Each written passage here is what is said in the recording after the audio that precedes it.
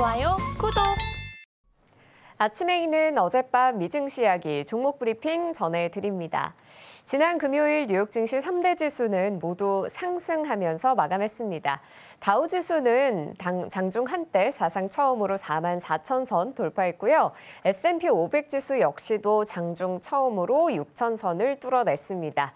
자세히 살펴보면 다우지수 0.59% 상승한 43,989포인트 선에 S&P 500 지수는 0.38% 상승하며 5,996포인트 선에 나스닥 역시도 강보합권으로 마무리를 하면서 19,287포인트 선에 장을 마쳤습니다.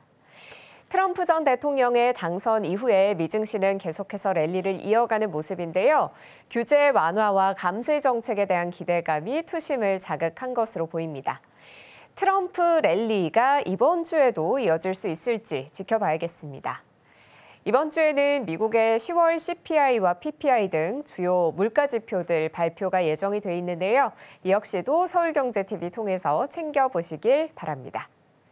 미 10년물 국채금리는 하향 안정화되는 모습입니다. 4.4%까지도 올랐지만 다시 소폭 하락하면서 4.3%대를 회복하는 모습을 보여줬고요. 필라델피아 반도체 지수 역시도 소폭의 조정을 받는 모습이었습니다. 엔비디아를 비롯한 많은 구성 종목들이 하락세를 기록하면서 지수 전체로 봤을 때는 0.8%의 하락세를 그려냈습니다. 국제유가는 또 큰 폭으로 하락했는데요. 달러화의 가치가 상승하면서 국제유가가 하방 압력을 강하게 받았습니다. 또 중국에서 내놓은 경기 부양책이 예상보단 실망스럽다라는 반응이 나오면서 이 또한 유가에 영향을 미치는 모습이었습니다. 배럴당 70달러 선을 기록했습니다. 개별 종목들 위주로 살펴보면 M7 종목들은 모든 종목들이 쉬어간 가운데 테슬라만 나홀로 주가가 고공행진하는 모습이었습니다. 애플은 소폭 하락했습니다. 226달러 선에 거래를 마쳤는데요. 엔비디아에게 시총 1위 자리를 빼앗기며 주춤하는 애플 소폭 하락하면서 장을 마쳤고요. 마이크로소프트 역시도 0.68%의 낙폭을 그려냈습니다.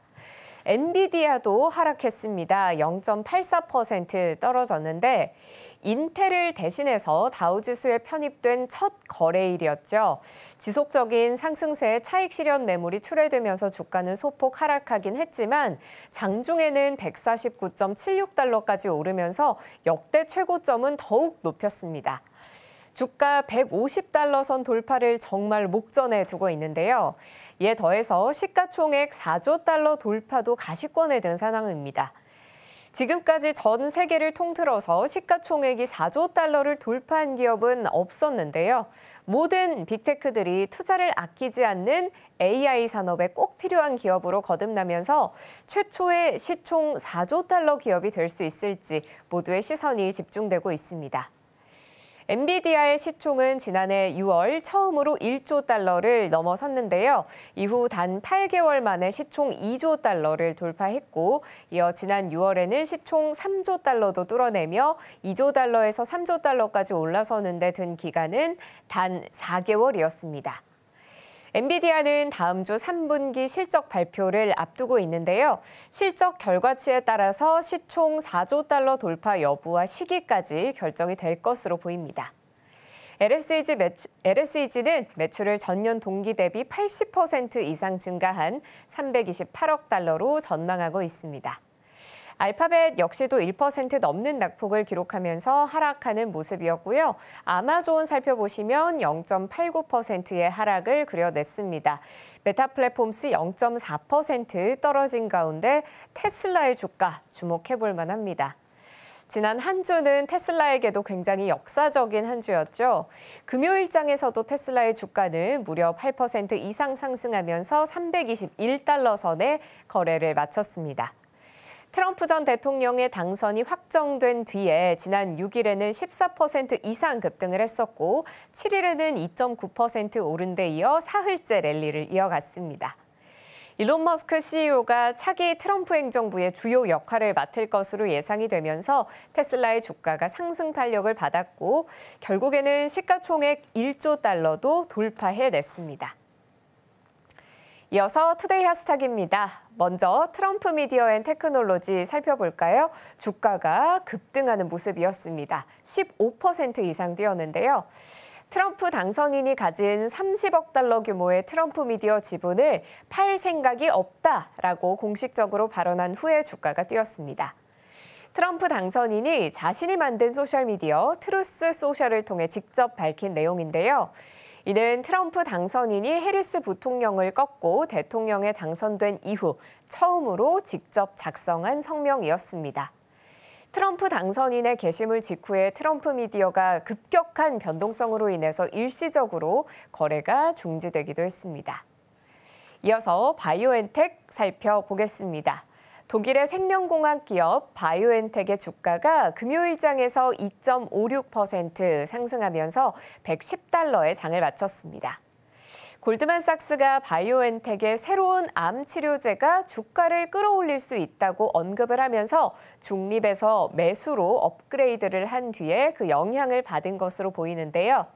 골드만삭스의 분석가 크리스 시브타니는 목표 가격을 90달러에서 137달러로 높여 잡았고요. 이 분석가는 임상 개발 중인 새로운 면역 항암 자산인 BNT327을 지목하면서 초기 임상 데이터가 매우 설득력 있어 보인다고 밝혔습니다. 그리고 이는 회사의 잠재적인 변혁을 가져올 수 있는 요인이 될 수 있다고 내다봤습니다. 마지막으로 에어비앤비 살펴볼까요? 큰 폭의 하락세를 그려냈습니다. 미국의 공유 숙박 중개 기업인 에어비앤비가 시장의 기대치를 대체로 충족하는 3분기 실적을 발표했지만 주가는 급락했습니다. 금요일장에서 134달러 선에 종가를 형성했는데요. 에어비앤비의 3분기 매출은 37억 3천만 달러, EPS 2.13달러로 LSEG 예상치인 매출 37억 2천만 달러를 소폭 상회했고 EPS는 2.14달러의 예상치를 소폭 하회했습니다. 매출은 작년에 비해서 10%가량 상승했는데요. 하지만 EPS는 작년 6.63달러에 비하면 초라한 성적입니다. 에어비앤비는 4분기 매출 전망치를 23억 9천만 달러에서 24억 4천만 달러 사이로 예상을 했는데요. 에어비앤비는 지금 핵심 시장을 넘어서 전 세계의 미개척 시장으로 확장하는 데 주력하고 있다고 밝혔습니다. 또 3분기 동안 새로 시장을 개척한 곳의 평균 숙박 예약 건수 증가율은 핵심 시장보다도 2배 높았다고 설명했습니다. 지금까지 종목 브리핑 전해드렸고요. 저는 잠시 뒤 글로벌 이슈 들고 다시 찾아오겠습니다. 지금 바로 구독을 눌러보세요. 실시간 경제 뉴스, 투자 전문가들의 다양한 시황과 정확한 분석, 또 알찬 투자 정보까지 신뢰할 수 있는 저희 서울경제TV와 함께하세요.